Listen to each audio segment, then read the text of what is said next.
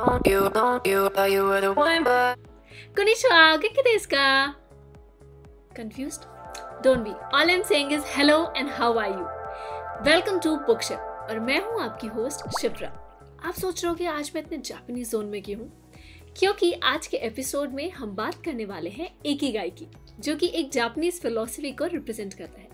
But book के बारे में बात करने से पहले ऑथर्स को जान लेते हैं। इकिगाई को लिखा है हेक्टर गार्सिया और फ्रांसिस मोराल्स ने। हेक्टर गार्सिया वैसे तो स्पेनिश हैं, बट उन्होंने जापान में कई साल जॉब करी है एज सॉफ्टवेयर इंजीनियर, जहां वो जापानीज फिलॉसफी से बहुत क्लोजली रूबरू हुए और वो उन्हें इतनी पसंद आई कि उन्होंने उस पर कई बुक्स लिख दी। फ्रांसिस मोराल्स वैसे एक स्पेनिश राइटर हैं, ट्रांसलेटर हैं, म्यूजिशियन हैं और उन्होंने कई बुक्स लिखी हैं, चाहे वो फिक्शनल हो, सेल्फ हेल्प हो या इंस्पिरेशनल हो। तो अब जानते हैं इकिगाई को।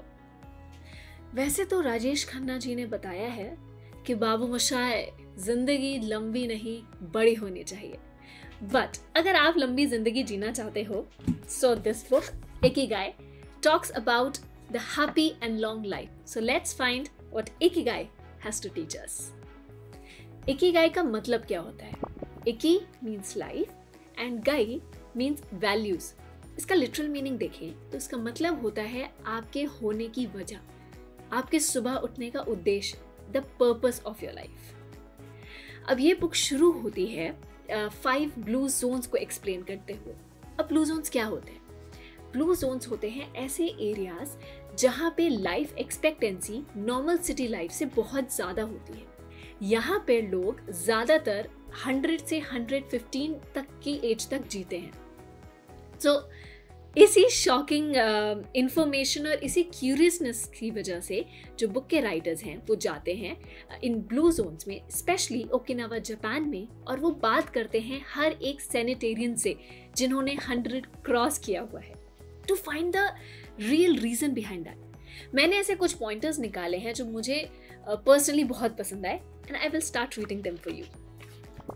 People who maintained a low level of stress, who faced challenges and put their heart and soul into their work in order to succeed, lived longer than those who chose a more relaxed lifestyle and retired earlier.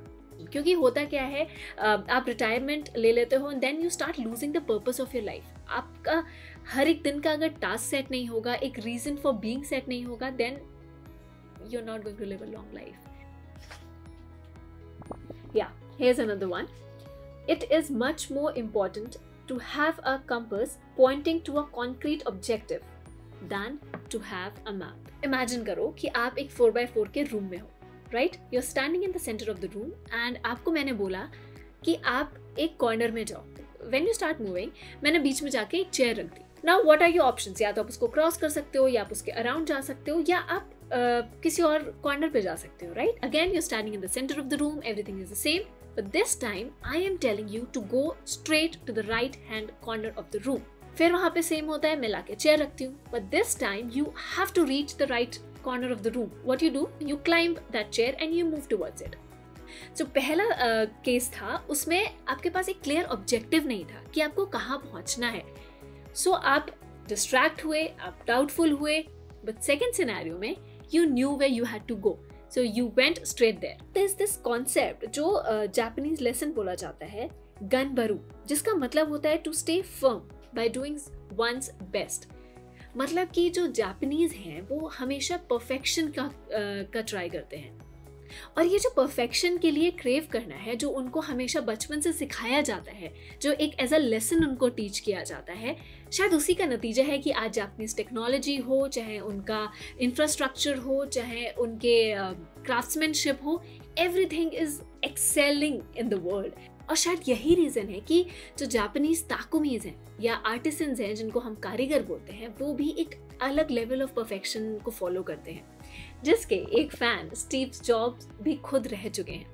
वो Japan जब visit कर रहे थे इन 1980s, तो वहाँ वो एक कारीगर से मिले जिनका नाम था Shakunaga, and he fell in the love of his work. वो चीनी मिट्टी के बर्तन होते हैं, सो बेसिकली उसको बनाते थे एंड उसके कई सारा प्रोडक्ट्स क्रिएट करते थे जो जॉब्स को बहुत ज़्यादा पसंद है।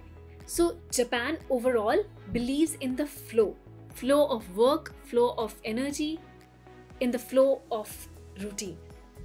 So they have summarized the interviews in 5 pointers जो कि common निकले वो हर interview से. I'll read them to you.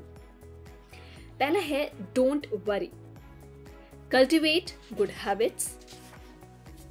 Nurture your friendships every day. ये तुम लोग करते हैं. Live an unhurried life and be optimistic. As sanitarian, he says, I am 98 but consider myself young. I still have so much to do. Then there's another one. There's no secret to it. The trick is just to live. I mean, they're so casual about it, right? Ikigai also talks about the same. It talks about the physical movement कि किस तरह हम लोगों को हर दिन किसी ना किसी फॉर्म की एक्सरसाइज करना चाहिए.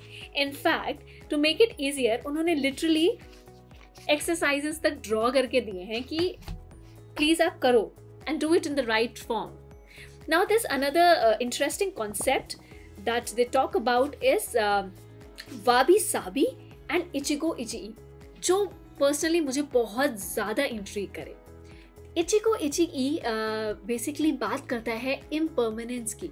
आपने नोटिस किया होगा कि वहाँ पे जो बिल्डिंग्स वगैरह भी बनाई जाती है मोस्टली वुड की बनाई जाती है. Not because they can't make anything of permanent but because they don't believe in it. They believe in the present. They believe कि अभी जो उनको ज़रूरत है, जितनी चीज़ों की ज़रूरत है उनको वो अभी करना चाहिए. एंड द नेक्स्ट जनरेशन वो बिल्डिंग को पास ऑन ना करके वो ट्रेडिशंस और कस्टम्स को पास ऑन करने में बिलीव करते हैं. Ichigo ichie teaches us to focus on the present and enjoy each moment that life brings us. And that is why it is so important to find and pursue our ikigai. Life is not a problem to be solved. Just remember to have something that keeps you busy doing what you love while being surrounded by the people who love you. एक चीज़ जो मुझे Ikigai के बारे में सबसे ज़्यादा पसंद आई, regardless of all the beautiful teaching, जो एक नया पर्सपेक्टिव इस बुक ने मुझे दिया है. This book is full of the story उन लोगों की जिन्होंने ये लाइफ एक्चुअली जी है.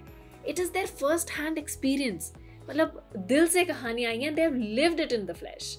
इस बुक में इतनी सारी अच्छी बातें हैं कि उनको बताने लग गई ना तो मतलब घंटों बीत जाएंगे. सो अगर आप इंस्पायर्ड हो रहे हो इस बुक को पढ़ने के लिए, if you liked it, then please go read it. I'll attach the link in the description जहाँ से आप ये purchase कर सकते हैं. So my 5 takeaways from this book are: number 1, the grand essentials to happiness in the life are something to do, something to love, and something to hope for. दूसरा है eating a rainbow. Oh, I love this one. So according to Ikigai, हमें कैसा खाना खाना चाहिए? We should eat a rainbow. Colourful खाना चाहिए, green होना चाहिए, रेड होना चाहिए. Try adding colours to your food. जो हम आजकल जो डाइट फॉलो करते हैं लोग, वो लोग भी ये चीज़ फॉलो करने लग गए हैं. देन कम्स नंबर 3, हरा हची बू. Eating only till 80% full. जब आपको लगे कि बस आप ऑलमोस्ट फुल होने वाले हो, that's when we should stop eating.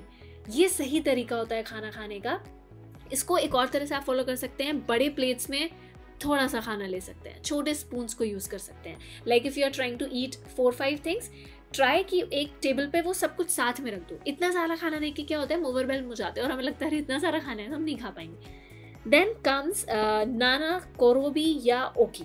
It means fall 7 times, rise 8. ये एक ऐसा कोट है जो मैंने प्रिंट करके अपनी अलमीरा पे लगा लिया. And the last one again is wabi sabi, the beauty of imperfection. He who has a why to live for can bear with almost any how. Happiness is in the doing, not in the result. मेरी recommendation रहेगी इस book के लिए उन सभी लोगों को नई नई जॉब स्टार्ट कर रहे हैं and you are confused where your life is going.